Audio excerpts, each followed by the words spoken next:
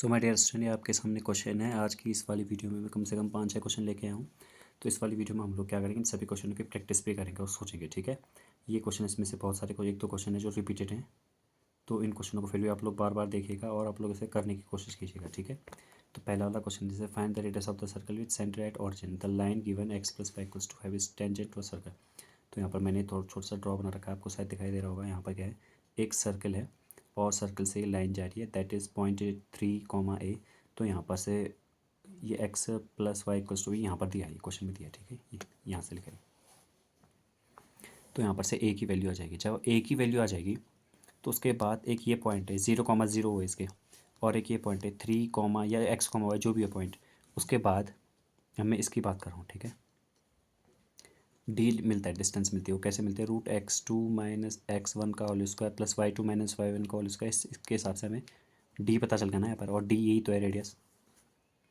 ठीक है, यही तो होती है रेडियस, तो ये हमें पता चल जाएगा। यहाँ से हम क्या करेंगे, सबसे पहले ए की वैल्यू निकालेंगे, उसके बाद हम लोग डिस्टेंस से निकालेंगे कितनी कितनी दूर है, तब हमें पता चल जाएगा आर। ठीक है, अब बढ़ते हैं हम लोग नेक्स्ट क्वेश्चन की तरफ।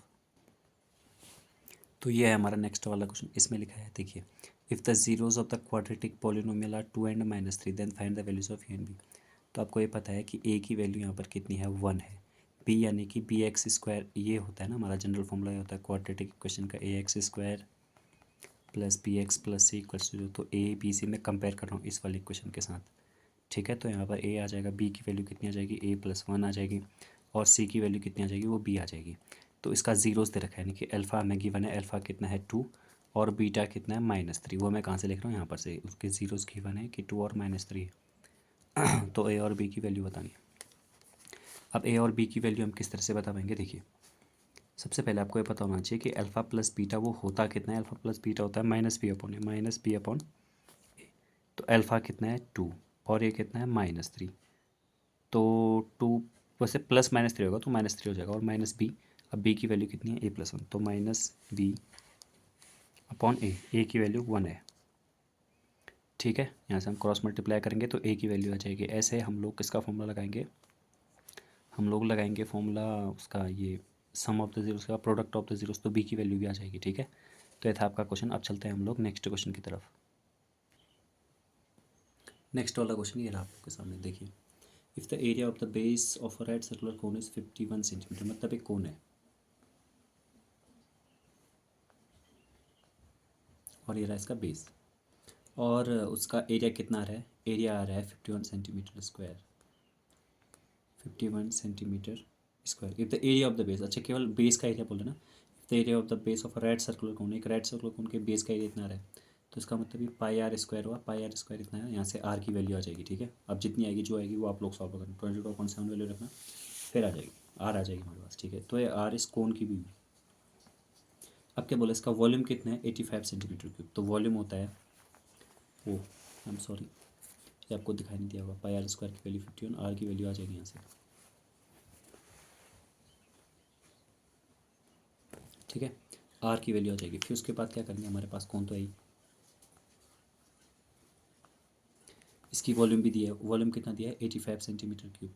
तो वॉल्यूम कितना होता है इसका, 1/3 πr² h की वैल्यू 85 है। अब एक बात बताइए, r तो अभी आ गई थी यहाँ से। ठीक है, जो इसका एरिया गिवन था, किस तरह से, πr² = 51, यहाँ से आई थी r। उस r की वैल्यू को हम लोग यहाँ रखेंगे, तो फिर यहाँ से कट पिट करेंगे, तो h को निकालने के लिए इन सब का डिवाइड करना पड़ेगा, वहाँ पर आ जाएगी वैल्यू। ठीक है, तो इस तरह से इस वाले क्वेश्चन का आंसर भी आ जाएगा आप लोगों से।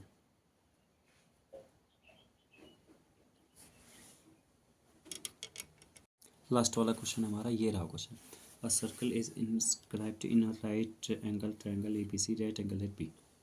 ठीक है, तो इसका ये बना लेते हैं। ठीक है, ए बी सी मैंने एक ट्रायंगल बना दिया है, राइट एंगल ट्रायंगल पर मैंने एक कोना ए लिख दिया, बी क्योंकि बी पर राइट एंगल है, बोला खुद ही बोला इसने, राइट एंगल एट बी, तो बी पर ये सी पर ये। ठीक है, अब बच्चों इसमें ऐसा फिक्स होता है कि ए के जो वर्टेक्स है, वर्टेक्स के अपोजिट वाली साइड को ए बोलेंगे हम, सी के अपोजिट वाले साइड को सी बोलेंगे, बी के अपोजिट वाली साइड को बी बोलेंगे।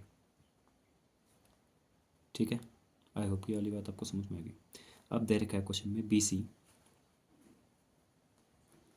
ए बी ये जो दे रखा है, ये दे रखा है 24 सेंटीमीटर, और ये सी है, ये कितना दे रखा है, कुछ दे रखा है कि नहीं दे रखा है, चलो ये तो हम पता कर सकते हैं कैसे, परपेंडिकुलर का स्क्वायर प्लस बेस का स्क्वायर इक्वल्स टू हाइपोटेनियस का स्क्वायर।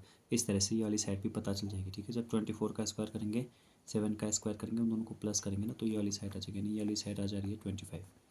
अब क्या बोला, find the radius of the circle, मतलब अंदर इसके एक सर्कल है, इसकी रेडियस बतानी बेसिकली, ठीक है। अब आपको मेरे ख्याल से पूरा दिखाई दे रहा होगा, देखिए 24 ले लिया, 7 ले लिया, 25 भी हो गया, ये हो गया। हाँ ये मैं हो गया इसलिए बोल रहा हूँ क्योंकि हमने खुद किया है, इतना हो गया। अब मैं क्या ना इसकी रेडियस, तो इसकी रेडियस के लिए डायरेक्ट फॉर्मूला वो आपको याद ही करना है बस, अभी कुछ कैसे आया क्या आया अभी कुछ नहीं। ये देखिए ए प्लस बी माइनस सी, ये सी है, सी ई नहीं है सी है, ठीक है। ए प्लस बी माइनस सी अपॉन 2, तो यहाँ पर ए कितना है 7 है, प्लस बी कितना है बी 25 है, माइनस सी कितना है 24 है, और अपॉन में हो जाएगा 2, तो ये तो 1 हो जाएगा, तो ये कितना हो जाएगा 7/2। अरे सॉरी 7 प्लस 1 8, ए 1 बचा ना, 25 माइनस 24, ए प्लस बी करेंगे तो 7 प्लस 25 सी की वैल्यू यहाँ पर 24 है, से माइनस करेंगे तो इतना हो जाएगा 2 का डिवाइड जब हम लोग 8 में करेंगे तो 4 आंसर आएगा। इसका मतलब जो सॉरी आपको दिखाई दिया, ये जो रेडियस है वो कितनी आई 4, तो 8/2, इसको सॉल्व किया बस, इसको सॉल्व करने के बाद 8 है, 8/2 को डिवाइड किया हमने तो 4 आ गया, ठीक है बच्चों। सो आई होप कि अगला क्वेश्चन आप लोगों को समझ में आएगा। मिलते हैं हम लोग नेक्स्ट वाली वीडियो में।